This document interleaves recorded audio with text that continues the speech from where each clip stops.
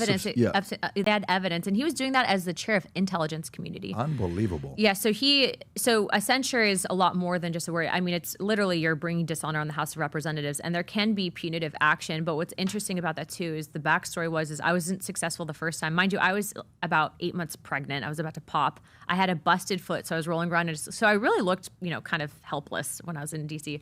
I'm rolling around the Capitol, and I'm coming off the floor after this first foot had failed. And he's out there with, like Forbes magazine, the Wall Street Journal. They're like, Mr. Schiff, how do you feel? You've been exonerated. You're not going to be censured. He's like, well, these MAGA extremists, this, that, and the other. And I told him point blank, I rolled up to him with my busted foot and big old belly. And I was like, I'm going to, I might have not gotten you this time, but I'm going to get you next week, and I'm refiling on Monday. And then I rolled away, and then I censured him the following week. And it was funny because to this day, the only other action I had with Adam Schiff was he was coming to the presidential address when Trump got elected.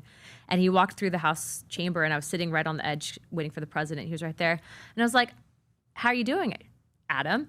And he goes, fine, how are you? And I said, I basically got you.